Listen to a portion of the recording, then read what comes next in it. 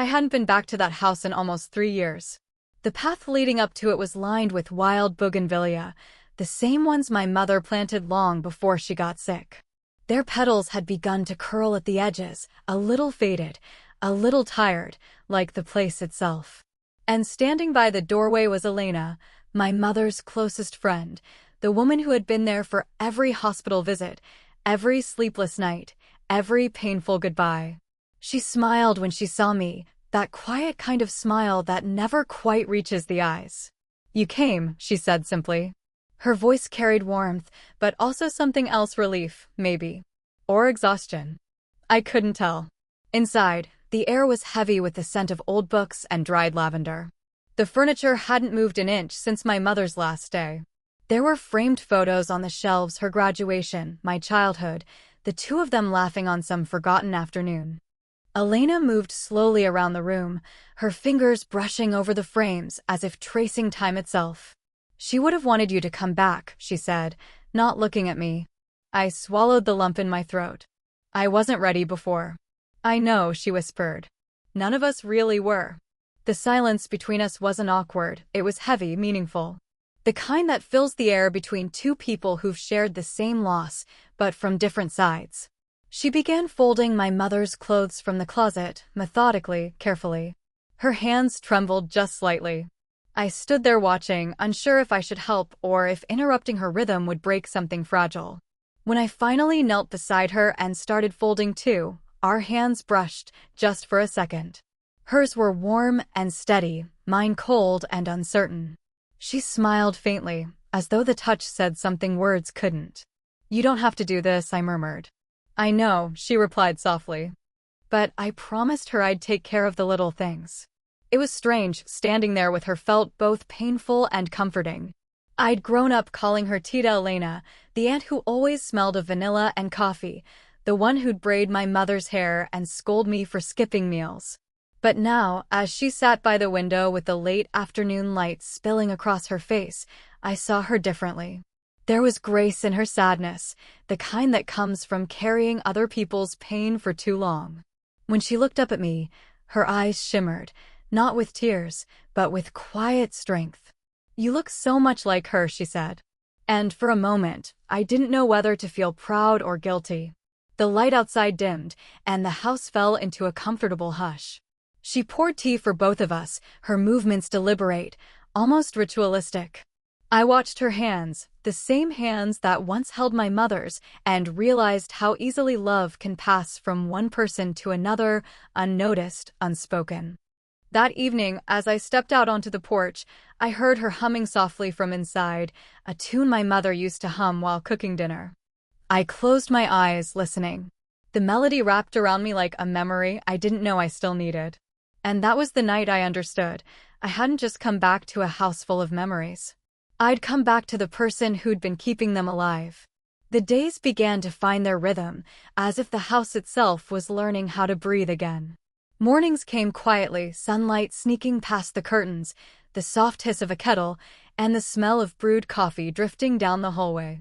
I'd wake up to the clatter of dishes and her voice humming under her breath, low and steady, the way my mother used to hum when the world still made sense.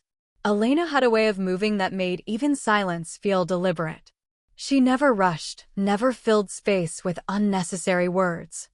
Every morning, there'd be a cup of coffee waiting for me at the table, black, no sugar, just the way I liked it.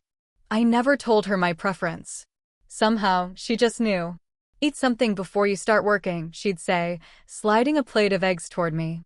"I can make my own breakfast," I'd reply, half teasing. She'd smile without looking up. "I know. But you don't." It became our unspoken ritual, her taking care of things she didn't have to, me pretending I didn't notice. The kind of habit that starts as kindness and slowly turns into something deeper, something harder to define. Most days we sorted through boxes together. Some were filled with clothes, others with letters and keepsakes from decades ago. Sometimes we'd find a photo that made her pause, her thumb brushing gently over the face of a younger version of herself beside my mother. I'd catch her smiling at the memory, and for reasons I couldn't explain, that smile would stay with me long after. The afternoon light always found her in the kitchen. That warm, Golden glow seemed to follow her, the way it rested on her shoulders as she stirred soup, or lit the edges of her hair when she leaned toward the window. I'd sit at the table pretending to scroll through my phone, but really, I was watching her. Watching the way she moved, how her eyes softened when she spoke to me. Once, while reaching for a box high on a shelf, she laughed at my clumsy attempt to help. "You've grown taller," she said, dusting her hands. I shrugged. "You've stayed the same." "Flattery doesn't work on me," she teased, but there was a faint blush in her cheeks as she turned away. That was the first time I noticed the quiet grace in her, the way she carried her years not as weight, but as warmth. She wasn't the same woman I remembered from my childhood. And I wasn't the boy she used to fuss over. One evening, rain began to fall, a gentle rhythm against the roof. We sat by the window, 2 cups of tea between us. She told me stories about my mother, the kind that made her laugh softly, the kind that made me ache. At some point, she reached out to brush dust from my cheek, her fingers lingering just a second too long. For a heartbeat, everything went still. The rain, the ticking clock.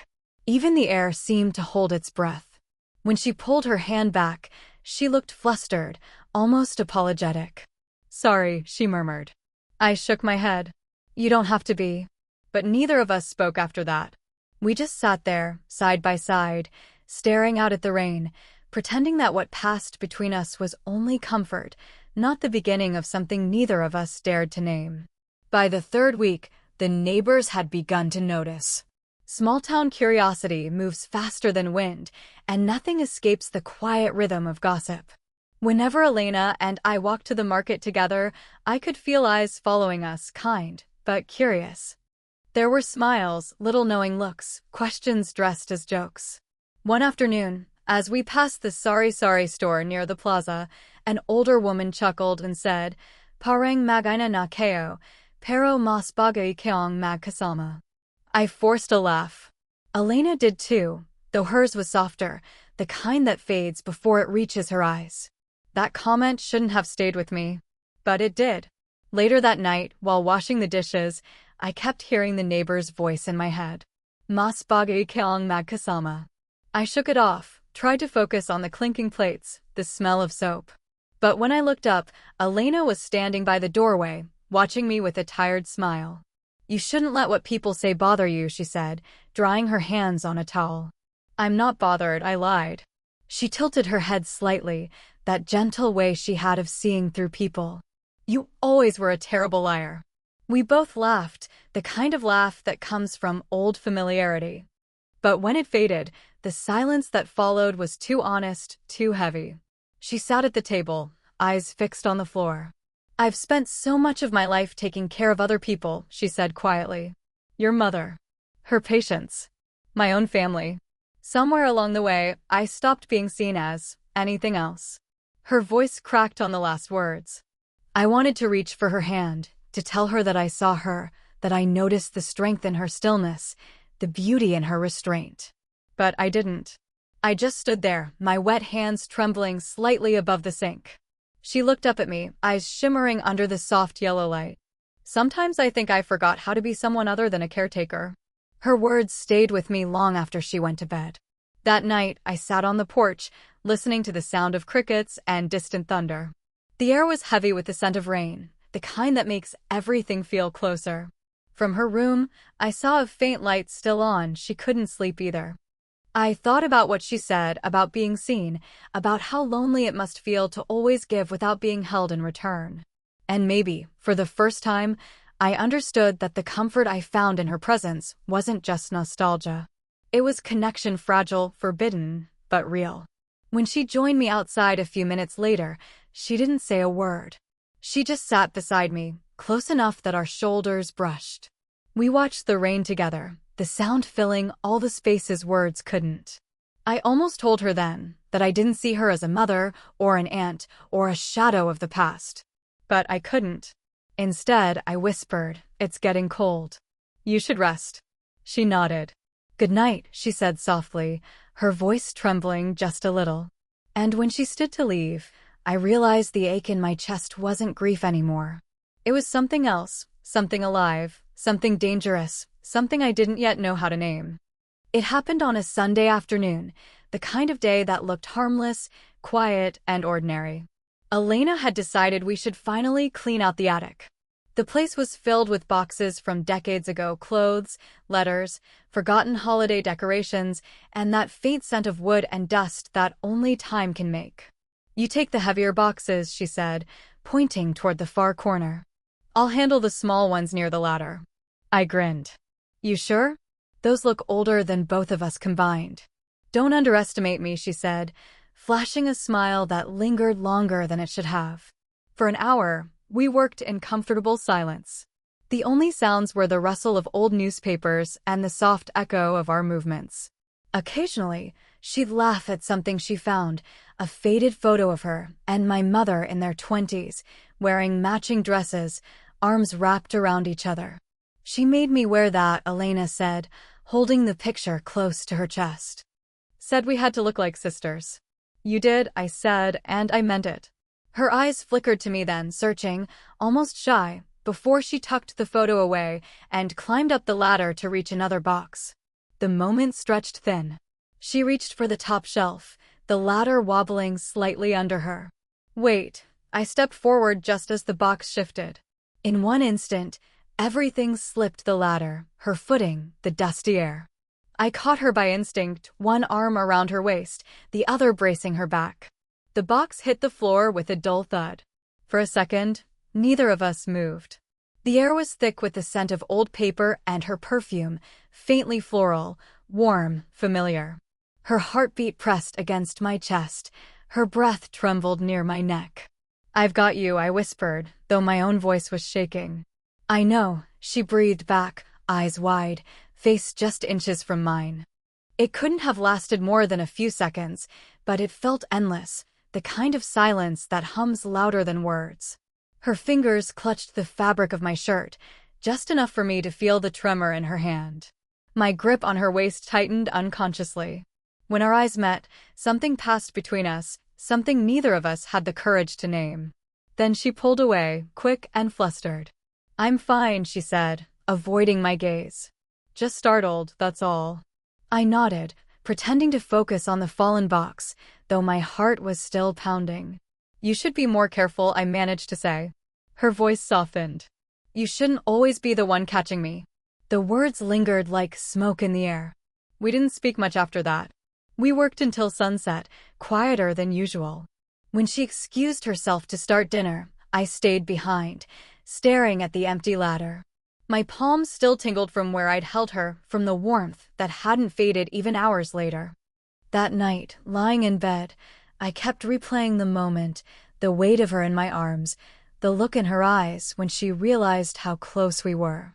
It wasn't guilt I felt. Not exactly. It was the slow, confusing awareness that something had shifted, irreversibly. The next morning, she avoided my eyes. And though nothing had been said aloud, we both knew something fragile had been dropped, not a box this time, but the wall we'd been hiding behind. For days after the accident in the attic, the house moved differently, quieter, more deliberate, as if it, too, sensed the change. Elena and I began orbiting each other carefully, like two people who'd brushed too close to a flame and were afraid of getting burned again. Meals were silent now. I'd catch her glancing my way while pretending to read, and I'd do the same when she wasn't looking. The air between us carried something that wasn't there before, a tension soft enough to ignore, but impossible to forget. One evening, a storm rolled in from the hills. The power flickered and went out, leaving only the sound of rain hammering the roof and the occasional sigh of thunder. We lit a candle on the dining table. Its glow threw soft, trembling shadows across her face. She was making tea, her movements slow and thoughtful. I watched her from my seat, wondering how someone could look so composed and yet so breakable all at once. Finally, she spoke, her voice barely louder than the rain. "I've been thinking," she said, "about what people might be saying." I hesitated. "Let them talk. They don't understand." Her gaze flicked up to me. "Maybe they understand more than we do." The candlelight danced between us. My heart pounded against my ribs, but I forced myself to speak. "Elena." The name sounded heavier now, too intimate. I don't see you like family anymore. She froze. The teacup in her hand trembled just slightly. When she set it down, the clink of porcelain against wood sounded deafening. I know, she said quietly. I felt it too. That day in the attic, something changed. The admission hung between us, tender and terrifying. The storm outside grew louder, as if echoing everything we couldn't say. I didn't mean for it to happen, I said, my voice breaking. You remind me of her sometimes, yes, but it isn't her I see anymore. It's you. She drew in a sharp breath, her eyes glistening. You don't know what you're saying. You're young. Grief confuses people. I'm not confused. My voice came out stronger than I expected. I care about you. More than I should. For a moment, she didn't move. Then she sat down across from me, folding her hands together as if trying to steady herself. I only ever wanted to keep a part of your mother alive, she whispered. But now, I don't know if I've done that, or if I've tried to replace something that can't be replaced. Her eyes met mine, raw and uncertain. What are we now? I didn't have an answer. All I could do was reach across the table and place my hand over hers. Her skin was warm, trembling. She didn't pull away.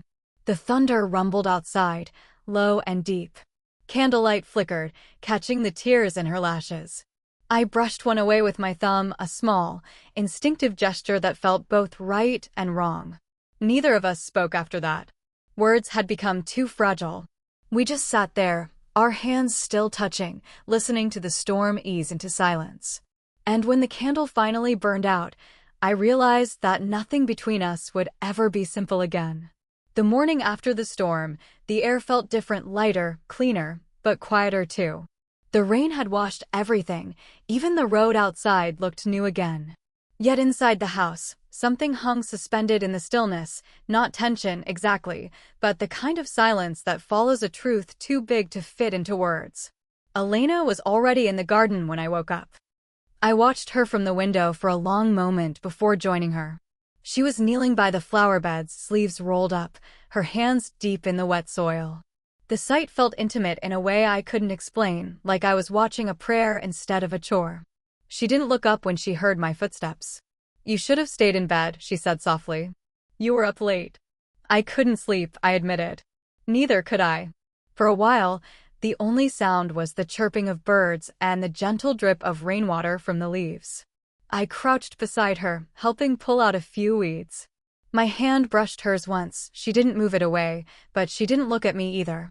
After a while, she spoke again. I've been thinking about last night. So have I. Her lips curved into the faintest, saddest smile. Of course you have. She wiped her hands on her apron, then looked at me, really looked at me. Her eyes weren't tearful anymore. They were steady, resolved. You've got your life ahead of you, she said. Dreams, places to see, things to build. You can't spend them here, with someone who's learning to let go. I wanted to argue, to tell her that what we shared wasn't something I could just walk away from. But her tone wasn't asking for an answer, it was giving one. Elena, she cut me off gently. Don't make this harder for either of us. What happened, what we felt, it doesn't have to be wrong. It just can't be carried forward. She reached into her pocket and pulled out a small pendant, a silver locket I recognized immediately. Inside was a faded picture of my mother, smiling. This belonged to her, she said, pressing it into my palm. She once told me that warmth isn't something you keep. You pass it on. The metal felt cold against my skin. When I looked up, Elena's face was lit by the soft morning light, her hair loose, a few strands brushing her cheeks. She looked peaceful, like someone who had finally made peace with the ache of her own heart. You taught me something, too, I said quietly. That love doesn't always need to end with someone staying. She smiled, and for the first time in days, it reached her eyes. Then maybe we both did something right. A breeze swept through the garden, carrying the scent of wet earth and flowers. For a long while, we just stood there, side by side, letting the silence settle around us, not as distance, but as acceptance. When I finally turned to leave, she didn't stop me. She only said, "Right when you can." And I promised I would, though we both knew that some stories continue even without words. I left her house the next morning, though left feels like the wrong word. It wasn't departure so much as a quiet unraveling thread by thread, emotion by emotion, until what tied us together finally loosened into something gentler. The road leading out of town was still damp from the storm. The trees dripped, the sky low and gray, the air thick with that strange calm that follows heartbreak. I kept my window down, letting the cold wind sting my face, keeping me from drifting too far into the ache inside me. In the passenger seat sat the silver locket Elena had given me. It swung slightly with every bump on the road, catching the light now and then, my mother's smile flickering in the reflection, then gone. I told myself I was driving away to start fresh. That leaving was the right thing, the mature thing. But the truth was simpler and far sadder. I wasn't ready to let go, but I also wasn't brave enough to stay. A week passed before I wrote her. Just a short letter. Nothing poetic, nothing heavy. The garden will bloom again soon. I hope the rain helped. I'm doing fine, just trying to find my own rhythm. She replied 2 weeks later, her handwriting neat and steady. It did. The flowers look brighter this year. Maybe because they've been seen. It went on like that for months, letters that never said what they truly meant. We wrote about small things, books, weather, the stray cat that had started visiting her porch. But under every sentence was an echo of something deeper, a tenderness we had chosen not to name again. I sometimes caught myself rereading her words late at night, imagining her voice, her pauses, the way she used to look at me when she thought I wasn't paying attention. There was comfort in those letters, even in their restraint, a quiet proof that what we had mattered, even if it couldn't continue. A year later, I returned to town for my mother's death anniversary. Everything looked smaller, the market, the park, even the house. But the memories felt bigger, more vivid, like the walls themselves were keeping them alive. When I visited Elena, she met me at the gate, older somehow, but softer too. Her hair had streaks of silver, and her smile came slower, but it still held that same calm strength. I wasn't sure you'd come back, she said. I wasn't sure either. We shared coffee in the kitchen, talking like old friends. No tension. No ghosts between us. Just two people who had once shared a complicated kind of love and learned to forgive it. When I stood to leave, she pressed something into my hand again, a small paper packet of seeds. For your place, she said. Something to grow. I nodded, unable to speak. She smiled and added, see? Not every goodbye means an ending. Some just plant something new. And as I walked away, I realized she was right. Love doesn't always stay where it began. Sometimes it follows you quietly, taking root wherever you finally learn to let it.